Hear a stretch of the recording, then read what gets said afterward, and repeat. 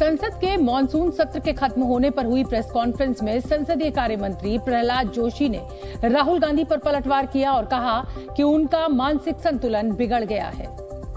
माननीय गृह मंत्री जी ने कहा, माननीय प्रधानमंत्री जी ने कहा, इसमें हम सब सेंसिटिव रहना चाहिए। आज भी राहुल गांधी क्या क्या बोला है, तो I think he has lost the, mister Rahul Gandhi has lost the mental balance. It appears like that. Whatever the statement he has made today, by that it appears that he has lost because he has not heard the reply. Rahul Gandhi ने कहा कि मुद्दा कांग्रेस या मैं नहीं था, मुद्दा ये था कि मणिपुर में क्या हो रहा है और इसे क्यों नहीं रोका जा रहा। पूरी प्रेस कॉन्फ्रेंस में वो सिर्फ मणिपुर पर बात करते रहे। इस दौरान राहुल ने यह भी बताया कि उन्होंने भारत माता की हत्या वाला बयान क्यों दिया। एक स्टेट नहीं है, आज 2 स्टेट है। स्टेट की हत्या कर दी गई है और उसको चीर दिया गया है। इसलिए मैंने बोला हिंदुस्तान की हत्या मणिपुर में बीजेपी ने कर दी है। दरअसल लोकसभा में अविश्वास प्रस्ताव पर चर्चा का जवाब देते हुए पीएम मोदी ने राहुल के भारत माता की हत्या करने के आरोप पर पलटवार किया था। उन्होंने कटाक्ष किया था कि जिसके जो मन में आता है वही सामने आ जाता है। पता नहीं क्यों कुछ लोगों को भारत मां की मृत्यु की कामना करते नजर आ रहे हैं। इससे बड़ा दुर्भाग्य क्या? ये वो लोग हैं जो कभी लोकतंत्र की हत्या की बात करते हैं, कभी संविधान की हत्या की बात करते हैं। दरअसल जो इनके मन में है वही उनके कृतित्व में सामने आ जाता है। आज अपनी प्रेस कॉन्फ्रेंस में राहुल गांधी ने गृह मंत्री अमित शाह पर भी निशाना साधा। उन्होंने मणिपुर के मुख्यमंत्री को अभी तक न हटाए जाने पर सवाल खड़े किए और कहा कि क्या गृह मंत्री चाहते हैं कि मणिपुर जलता रहे? जो हिंसा चल रही है, क्या अमित शाह चाहते हैं कि हिंसा चलती जाए? चीफ मिनिस्टर उसको रोक नहीं पा रहा है। अमित शाह जी कह रहे हैं कि भैया वो हमारी बात मान रहा है, तो क्या आप चाहते हैं कि मणिपुर जलता जाए? दरअसल लोकसभा में अविश्वास प्रस्ताव पर चर्चा के दौरान अमित शाह ने मणिपुर में राष्ट्रपति शासन न लगाए जाने पर सफाई दी थी। उन्होंने कहा था कि मणिपुर में सीएम सहयोग कर रहे थे, इसलिए उन्हें नहीं हटाया गया। तब लगती है जब हिंसा के समय राज्य सरकार कोऑपरेट न करे। हमने डीजीपी बदल दिया, उन्होंने भारत सरकार के डीजीपी को स्वीकार कर लिया। हमने चीफ सेक्रेटरी बदल दिया, उन्होंने भारत सरकार के चीफ सेक्रेटरी भेजे हुए चीफ सेक्रेटरी को। मैं यही कह रहा हूं, समझ न हो तो नहीं आएगी भी। सीएम तब बदलना पड़ता है जब कोऑपरेट न करे। ये सीएम कोऑपरेट कर रहा है। इस दौरान अमित शाह ने यह भी दावा किया था कि मणिपुर में हिंसा भड़कने के 3 दिन तक पीएम मोदी लगातार राज्य के हालात की मॉनिटरिंग कर रहे थे। राहुल गांधी के आरोपों पर केंद्रीय सूचना प्रसारण मंत्री अनुराग ठाकुर ने भी पलटवार किया। उन्होंने कहा कि राहुल मरहम लगाने नहीं बल्कि आग में घी डालने के लिए मणिपुर गए थे। अगर 2 ट्राइब की लड़ाई है, हम सबका प्रयास होना चाहिए कि उसमें आग में घी ना डालें। जो कांग्रेस पार्टी करती है आग में घी डालने का और जले पे नमक छिड़कने का काम आप करते हो। वहां आप मरहम लगाने नहीं गए थे, आग में घी डालने गए थे। ये कांग्रेस पार्टी की पुरानी सोच है। बांटो और राज करो। मणिपुर हिंसा से जुड़ी एक और भयावह कहानी सामने आई।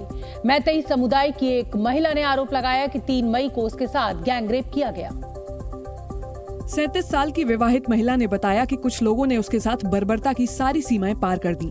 पीड़ित महिला के मुताबिक 3 मई को चुराचांदपुर में कुछ लोगों ने पहले उसके घर को जला दिया। जान बचाने के लिए वो अपने पड़ोसियों और परिवार वालों के साथ भागने लगी, लेकिन 5 से 6 लोगों ने उसे पकड़ लिया, गाली गलौज की और मारपीट करने लगे। उसने विरोध किया तो उन लोगों ने उसे जबरदस्ती नीचे गिरा दिया और इसके बाद उन लोगों ने उसका गैंगरेप किया। पीड़ित महिला के मुताबिक उसने अपनी और अपने परिवार की इज्जत बचाने और सामाजिक बहिष्कार से बचने के लिए पहले घटना का खुलासा नहीं किया। वहीं इम्फाल पुलिस ने इस मामले में एफआईआर दर्ज करने के साथ उसका मेडिकल कराया और मामले की जांच का जिम्मा चुराचांदपुर पुलिस स्टेशन को सौंप दिया है। प्रधानमंत्री नरेंद्र मोदी संसद में मणिपुर हिंसा का जिक्र करते हुए कह चुके हैं कि वहां जिस तरह से महिलाओं पर अत्याचार किया गया वो अक्षम्य है। प्रधानमंत्री मोदी ने ऐसा करने वालों के खिलाफ कड़ी कार्रवाई का भरोसा भी दिया। उन्होंने मणिपुर हिंसा को लेकर विपक्ष द्वारा लगाए गए अविश्वास प्रस्ताव पर अपनी राय रखी। पीएम मोदी ने महिलाओं के खिलाफ हो रहे अत्याचार के खिलाफ सख्त एक्शन लेने की बात भी कही। महिलाओं के साथ गंभीर अपराध हुआ और ये अपराध अक्षम्य है और दोषियों को कड़ी से कड़ी सजा दिलवाने के लिए केंद्र सरकार, राज्य सरकार मिलकर के भरपूर प्रयास कर रही है। मणिपुर में 4 मई को 2 महिलाओं को सड़क पर नग्न घुमाने का भयानक वीडियो सोशल मीडिया पर वायरल होने के बाद राज्य और केंद्र सरकार की किरकिरी हुई थी। हालांकि इस मामले में सख्त एक्शन लेते हुए मणिपुर पुलिस 9 आरोपियों को गिरफ्तार कर चुकी है। वहीं मणिपुर मामले पर अमेरिकी सिंगर मैरी मिलबेन ने प्रधानमंत्री मोदी और भारत सरकार के रुख का समर्थन किया है। मैरी मिलबेन ने कहा कि भारत को अपने नेता पर पूरा भरोसा है। मैरी मिलबेन ने ट्वीट किया कि भारत को अपने नेता पर भरोसा है। मणिपुर की माताओं, बेटियों और महिलाओं को इंसाफ मिलेगा। पीएम मोदी आपकी आजादी के लिए हमेशा लड़ते रहेंगे। सत्य हमेशा लोगों को आजाद करेगा। मेरे प्यारे भारत, सत्य को बजने दो। पीएम नरेंद्र मोदी, आप पर मेरा भरोसा है। मैं आपके लिए प्रार्थना कर रही हूँ। जबकि मैरी मिलबेन ने कांग्रेस और विपक्षी पार्टियों को आड़े हाथों लिया। उन्होंने लिखा कि ऐसी पार्टी से जुड़ना जो सांस्कृतिक विरासत का अपमान करती है, बच्चों को अपने देश का राष्ट्रगान गाने के अधिकार से वंचित करती है और विदेश में अपने देश को अपमानित करती है, ये नेतृत्व नहीं है, ये सिद्धांतहीन है। विपक्षी स्वर बिना किसी तथ्य के जोर जोर से नारे लगाते हैं। इसी साल जून में मैरी मिलबेन ने पीएम नरेंद्र मोदी की अमेरिका यात्रा के दौरान उनसे मुलाकात की थी। उन्होंने वॉशिंगटन डीसी के रोनाल्ड रीगन बिल्डिंग में भारत का राष्ट्रगान गाया था और इसके बाद पीएम मोदी के पैर भी छुए थे। मुख्यमंत्री शिवराज सिंह चौहान एक रैली में फ्लाइंग किस देते नजर आए। संसद में राहुल गांधी के बाद एक रोड शो के दौरान सीएम शिवराज फ्लाइंग किस देते नजर आए। सीएम शिवराज रीवा में चुनावी रैली करने गए थे जब वो समर्थकों को फ्लाइंग किस देते नजर आए। उनका ये वीडियो अब तेजी से वायरल हो रहा है। केंद्रीय मंत्री स्मृति ईरानी द्वारा संसद में अपना नाम लिए जाने से नाराज हुए रॉबर्ट वाड्रा ने पलटवार किया है। वाड्रा ने आरोप लगाया कि सरकार की नाकामियों को छुपाने के लिए उनका नाम लिया जा रहा है। हरियाणा के नूंह में हालात सामान्य होने के बाद आज से स्कूल खोल दिए गए। नूंह में 31 जुलाई को हिंसा हुई थी, जिसके बाद से स्कूल कॉलेज बंद थे। हालांकि नूंह में अब भी धारा 144 लागू है। प्रधानमंत्री मोदी के लोकसभा में भाषण के अगले ही दिन बीजेपी ने एक गाने के जरिए कांग्रेस पर हमला बोला। बीजेपी ने इस गाने को अपने आधिकारिक ट्विटर अकाउंट पर पोस्ट भी किया,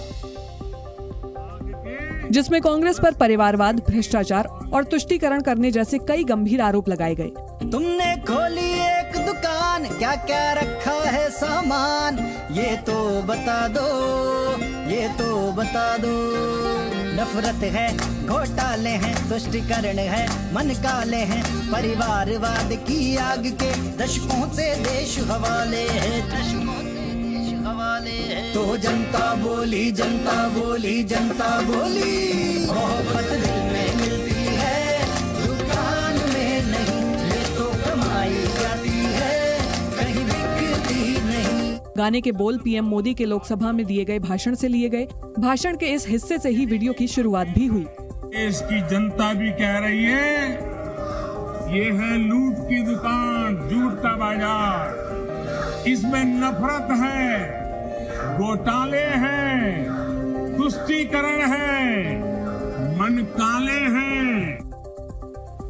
दरअसल कांग्रेस नेता राहुल गांधी नफरत के बाजार में मोहब्बत की दुकान खोलने का दावा कर बीजेपी को घेरते रहे हैं। इस गाने को उसी के जवाब के तौर पर देखा जा रहा है। इसलिए गाने में सरकार की उपलब्धियां और कांग्रेस की नाकामियां गिनाकर पलटवार करने की कोशिश की गई।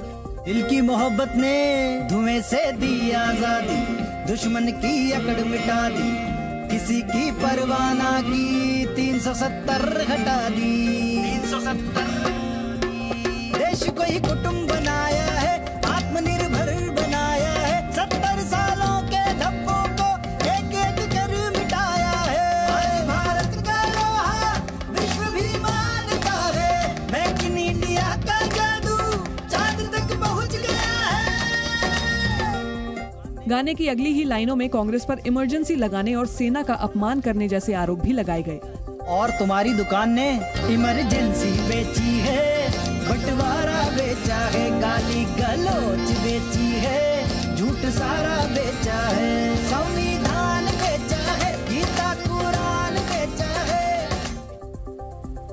लोकसभा में कांग्रेस के नेता अधीर रंजन चौधरी को सस्पेंड करने के खिलाफ आज विपक्ष ने संसद परिसर में प्रदर्शन किया। इस दौरान विपक्ष के सांसदों ने सरकार पर लोकतंत्र की हत्या करने का आरोप लगाया और संसद के गेट नंबर 1 से अंबेडकर प्रतिमा तक मार्च निकाला। तस्वीरों में देखा जा सकता है कि संसद भवन में विपक्षी पार्टियों के जो सांसद हैं प्रोटेस्ट मार्च कर रहे हैं। संसद के गेट नंबर 1 से जो है अंबेडकर की मूर्ति तक जा रहे हैं। इसमें राहुल गांधी भी शामिल हैं। इस दौरान कांग्रेस अध्यक्ष मल्लिकार्जुन खड़गे ने आरोप लगाया कि सरकार अधीर रंजन चौधरी को संसद की अहम समितियों में शामिल होने से रोकना चाहती है। अधीर रंजन चौधरी जी के चेयरमैन है पब्लिक अकाउंट्स कमेटी के, वो पब्लिक अकाउंट्स कमेटी भी न आए और सीएजी की रिपोर्ट में भी वो हिस्सा न ले, क्योंकि जो कमियां हैं सरकार की गलतियां हैं वो सीएजी में बताते हैं। तो उससे दूर करने के लिए उनको ऐसा सस्पेंड किया है कि 1 दिन 2 दिन कहीं टाइम नहीं बताया। संसद परिसर में विरोध मार्च से पहले मल्लिकार्जुन खड़गे के चैम्बर में विपक्षी दलों की बैठक हुई। इस बैठक में अधीर रंजन चौधरी के निलंबन का विरोध करने की रणनीति को अंतिम रूप दिया गया। दरअसल अधीर रंजन चौधरी को निलंबित करने का मामला प्रिविलेज कमेटी को भेजा गया है। कमेटी की रिपोर्ट आने तक अधीर रंजन चौधरी सस्पेंड रहेंगे। इसलिए विपक्ष इस फैसले पर सवाल उठा रहा है। हालांकि संसदीय कार्य मंत्री प्रहलाद जोशी ने अधीर रंजन चौधरी के खिलाफ कार्रवाई को सही ठहराया। उन्होंने आरोप लगाया कि अधीर रंजन चौधरी हमेशा बेबुनियाद और देश की छवि गिराने वाले आरोप लगाते हैं और कभी माफी नहीं मांगते।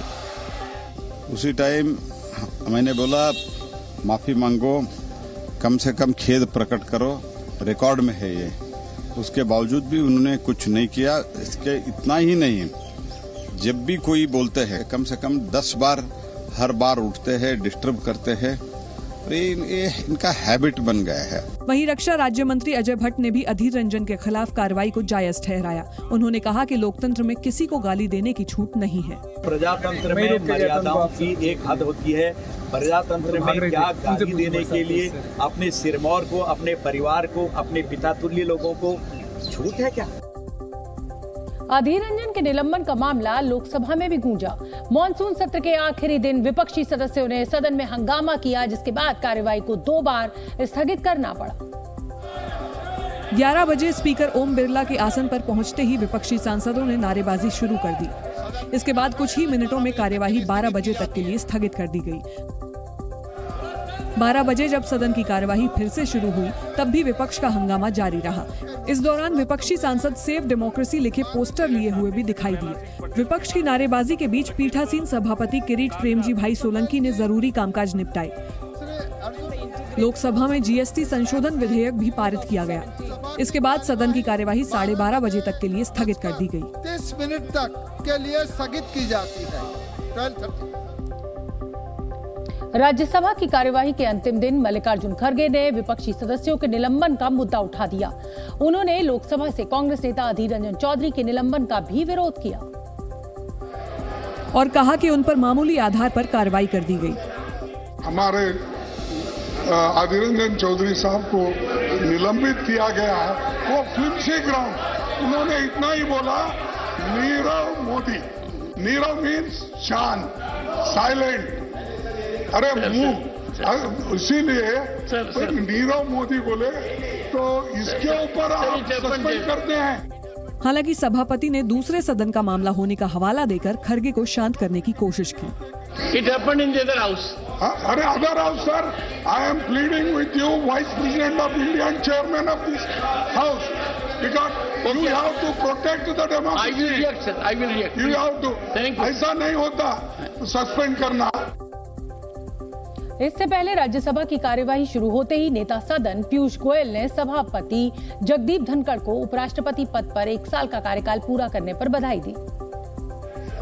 इसके बाद मल्लिकार्जुन खड़गे की बारी आई तो उन्होंने भी उपराष्ट्रपति को शुभकामनाएं दी। इस बीच उन्होंने उपसभापति से माइक बंद न करने की भी अपील कर दी। आपसे विनती है, जल्दी माइक बंद मत करो साहब, मेरा एक विनती है। इसके बाद खड़गे ने राज्यसभा के कुछ सदस्यों के खिलाफ कार्रवाई के साथ अधीर रंजन चौधरी के निलंबन का भी मुद्दा उठा दिया, जिससे सदन में हंगामा होने लगा।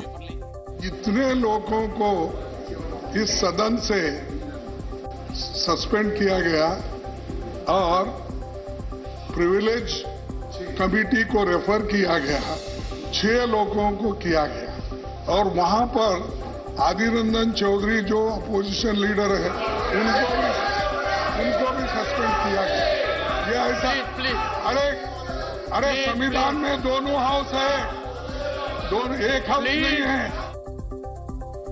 सीएजी की रिपोर्ट में आयुष्मान भारत योजना के तहत हुए फ्रॉड का खुलासा हुआ है। 8 अगस्त को सीएजी ने अपनी रिपोर्ट संसद में पेश की थी, जिसमें आयुष्मान भारत प्रधानमंत्री जन आरोग्य योजना में बड़े फर्जीवाड़े का खुलासा हुआ है। रिपोर्ट के मुताबिक योजना के करीब 10 लाख लाभार्थियों का मोबाइल नंबर एक ही था। इनमें 7,49,820 लाभार्थी डेटाबेस में एक ही नंबर 99999999 और 99 यानी 9999 से रजिस्टर्ड थे। इसके अलावा एक आधार नंबर पर एक से ज्यादा रजिस्ट्रेशंस किए गए। कैग की रिपोर्ट में यह भी खुलासा हुआ है कि मृत्यु के बाद भी मरीजों को भुगतान किया गया, यानी मरीजों की मौत के बाद भी उन्हें इस योजना का लाभ मिल रहा था। फर्जीवाड़े के अलग अलग मामलों में ज्यादातर छत्तीसगढ़, हरियाणा, झारखंड, केरल और मध्य प्रदेश के हैं।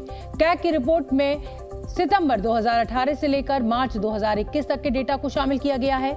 आयुष्मान भारत प्रधानमंत्री जन आरोग्य योजना के तहत 1 अगस्त 2023 तक कुल 24 करोड़ 33 लाख आयुष्मान कार्ड बनाए गए। सुप्रीम कोर्ट में आज अतीक अहमद, अशरफ अहमद हत्याकांड को लेकर सुनवाई हुई। सुप्रीम कोर्ट ने यूपी सरकार को फटकार लगाते हुए गैंगस्टर अतीक अहमद की हत्या में पुलिस की मिलीभगत होने का शक जताया है। कोर्ट ने सरकार के ढीले रवैये पर भी नाराजगी जताई और अब तक की जांच की विस्तृत जानकारी मांगी। विपक्षी गठबंधन का नाम INDIA रखे जाने के खिलाफ दाखिल जनहित याचिका पर सुप्रीम कोर्ट ने सुनवाई से इनकार कर दिया है। कोर्ट ने कहा कि इस मामले में कोई जनहित नहीं है और अगर कोई कानून का उल्लंघन है तो मामला चुनाव आयोग में रखा जाना चाहिए। गाजियाबाद की हाईराइज सोसाइटी में लिफ्ट खराब होने से लिफ्ट में सवार 5 लोगों की सांसें करीब 25 मिनट तक अटकी रही। शोर मचाने के बाद सोसाइटी के गार्ड मौके पर पहुंचे और लोगों को रेस्क्यू किया।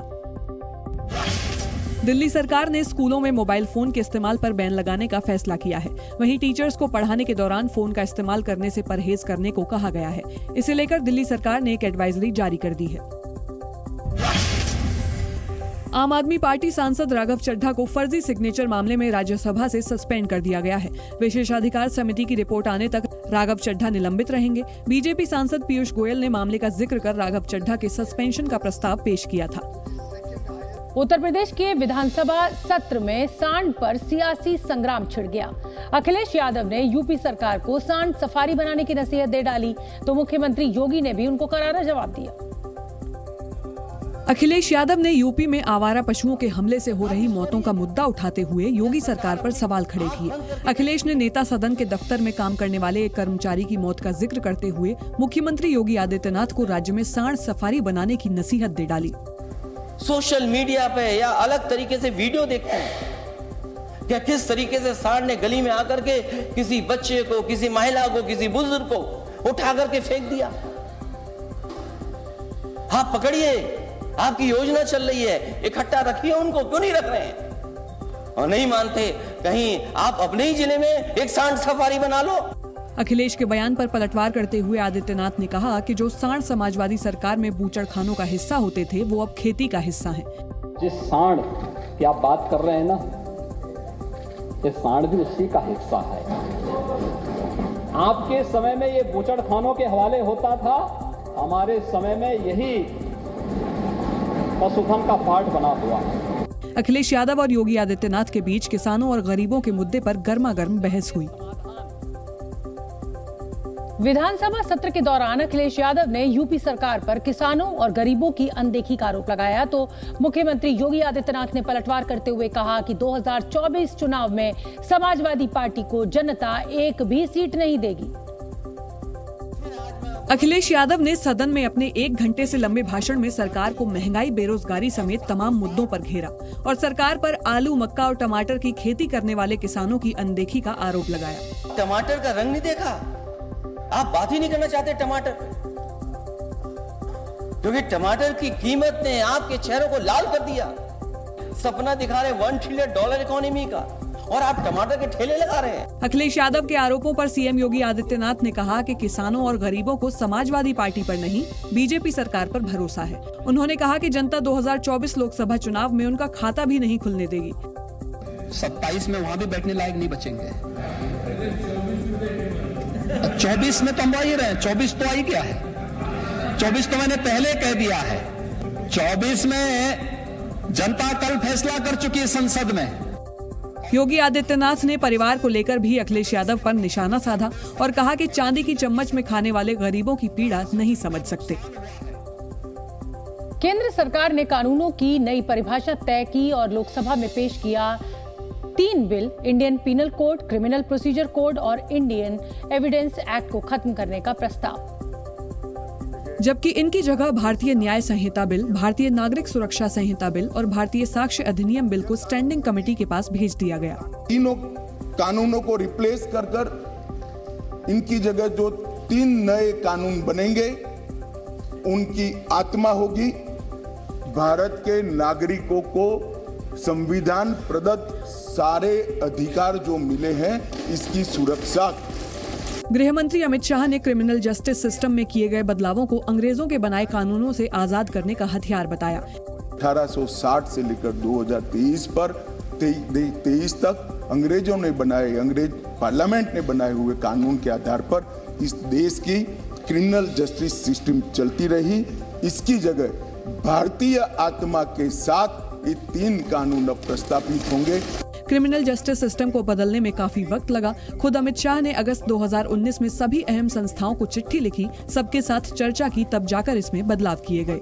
माननीय अध्यक्ष जी, 4 साल तक इस पर गहन विचार विमर्श हुआ है।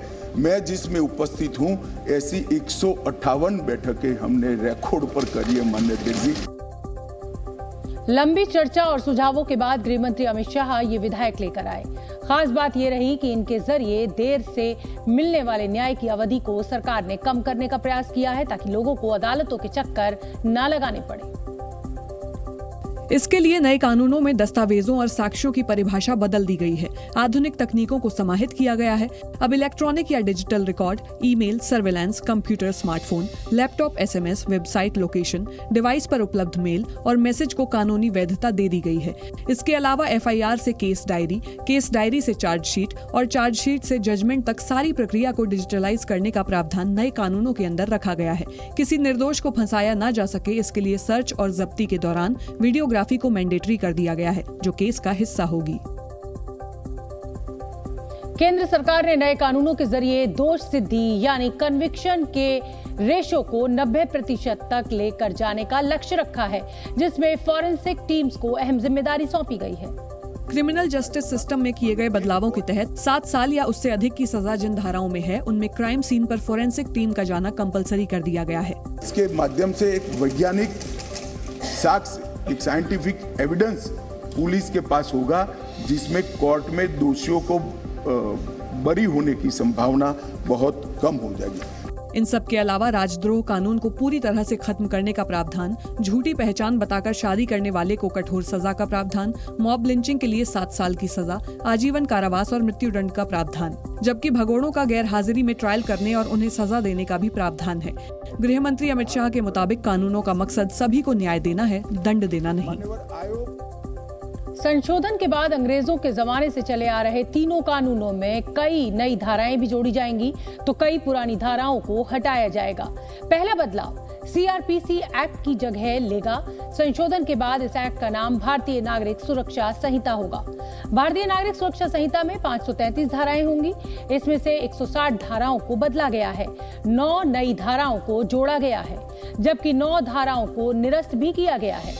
दूसरा बदलाव IPC को रिप्लेस करेगा और इसका नया नाम भारतीय न्याय संहिता होगा। IPC में पहले 511 धाराएं थी, लेकिन भारतीय न्याय संहिता में 356 धाराएं होंगी। पहले की 175 धाराओं में बदलाव किया गया है, जबकि 8 नई धाराएं जोड़ी गई हैं और 22 धाराओं को निरस्त किया गया है। तीसरे बदलाव के तहत एविडेंस एक्ट को हटाया जाएगा और उसकी जगह भारतीय साक्ष्य अधिनियम ले लेगा, जिसमें पहले 166 धाराएं थी, अब 170 धाराएं होंगी। नए कानून में 23 धाराओं में बदलाव किया गया है, 1 नई धारा जोड़ी गई है और 5 पुरानी धाराओं को निरस्त किया गया है।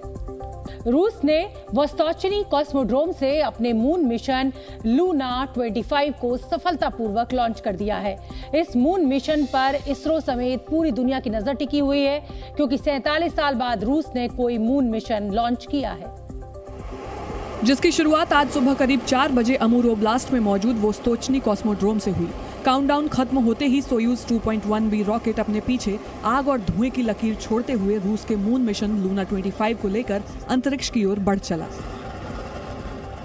इससे पहले रूस ने अगस्त 1976 में लूना 24 नाम का मून मिशन भेजा था, जो चंद्रमा की सतह पर उतरा था और उसके रोबोटिक लैंडर ने चांद की सतह से मिट्टी के नमूने भी इकट्ठा किए थे। और अब 47 साल बाद रूस ने लूना 25 मिशन को चांद पर भेजा है। रूस की स्पेस एजेंसी रोसकॉस्मोस के मुताबिक लूना 25 चांद की ओर बढ़ रहा है और अगले 5 दिनों तक चांद की ओर बढ़ता रहेगा। इसके बाद लूना 25 चंद्रमा की ऑर्बिट में पहुंचेगा और तय ऑर्बिट में 5 से 7 दिनों तक चंद्रमा की परिक्रमा करेगा। सब कुछ तय योजना के मुताबिक हुआ तो लूना 25 21 या 22 अगस्त को चांद की सतह पर उतरेगा। लूना 25 चांद के दक्षिणी ध्रुव के पास पहले से तय 3 जगहों में से एक जगह पर लैंड कर सकता है, यानी लूना 25 भारत के चंद्रयान 3 से पहले चांद पर पहुंच सकता है। हालांकि एक संभावना ये भी है कि चंद्रयान 3 और लूना 25 एक ही दिन यानी 23 अगस्त को ही चांद पर लैंड करें।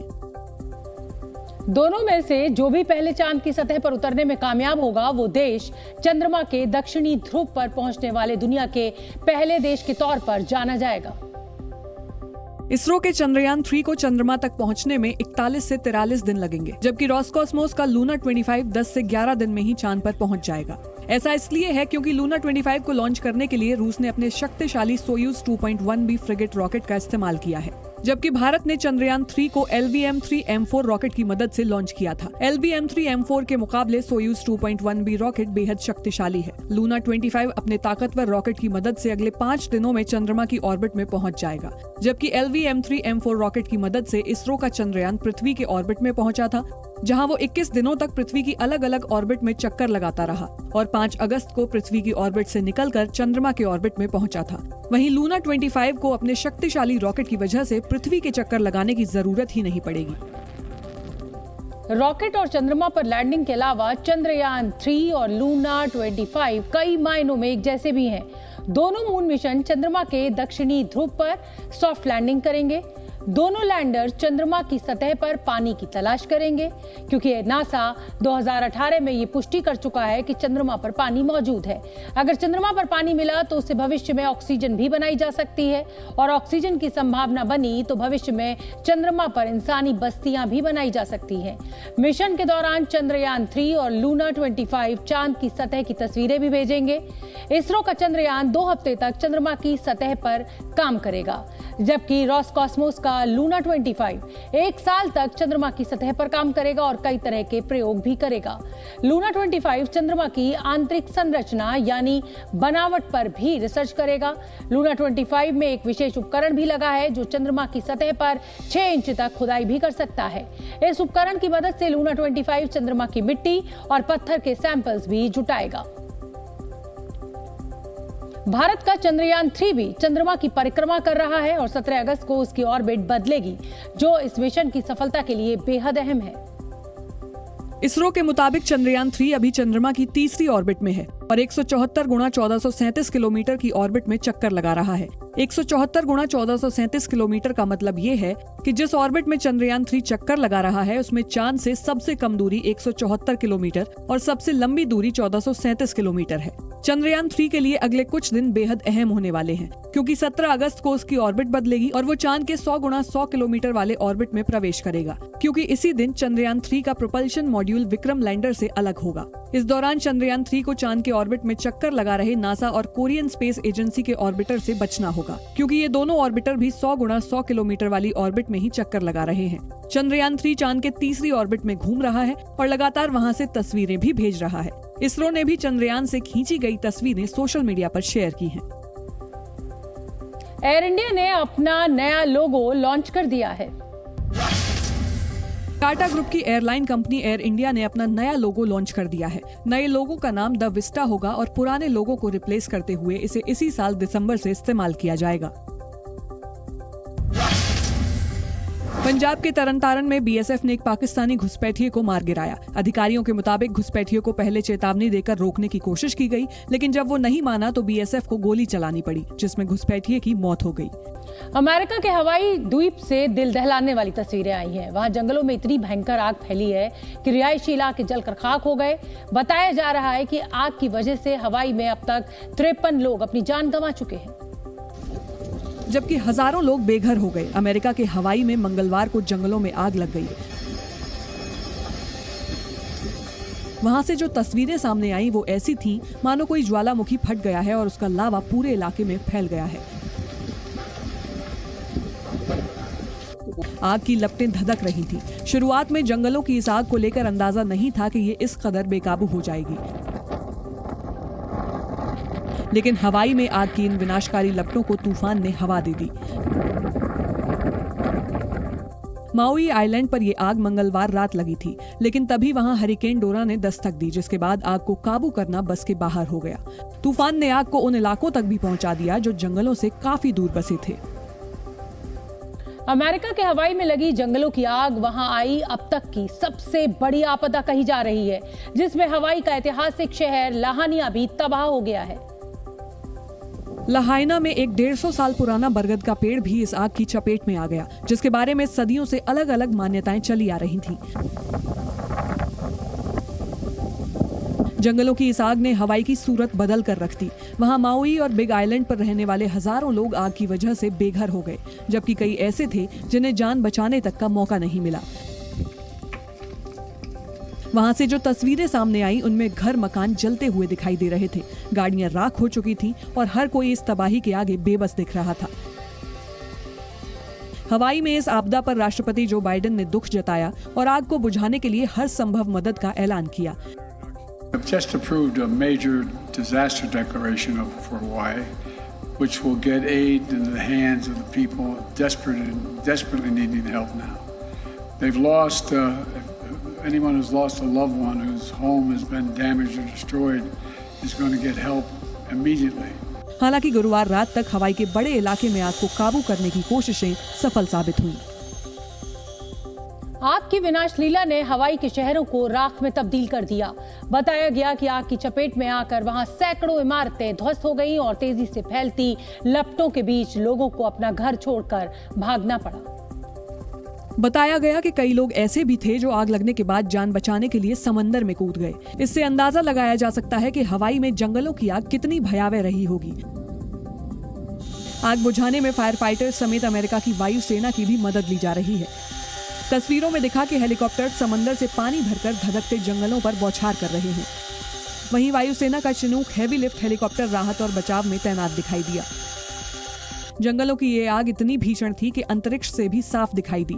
सैटेलाइट तस्वीरों में हवाई में आग लगने से पहले और बाद की स्थिति देखकर अंदाजा हुआ कि आग ने पूरे के पूरे शहर राख कर दिए हैं। सैटेलाइट तस्वीरें माउई आइलैंड में अलग अलग जगह की थीं। उनमें हरे भरे रिहायशी इलाके कोयले की खानों जैसे नजर आए। सैकड़ों इमारतें अपना वजूद खो चुकी थीं। नॉर्वे के हेम्सडेल में एक पोर्टेबल मकान नदी में बहता दिखाई दिया और आगे चलकर नदी पर बने एक पुल से टकरा गया। नॉर्वे के कई इलाकों में इस वक्त बाढ़ के हालात बने हुए हैं और वहां से तबाही की ऐसी तमाम तस्वीरें सामने आ रही हैं। नॉर्वे का दक्षिण पूर्वी हिस्सा इस वक्त भयंकर बाढ़ की चपेट में है और इसकी वजह है वहां आया हंस तूफान, जिसके बाद नॉर्वे के कई इलाकों में मूसलाधार बारिश हुई।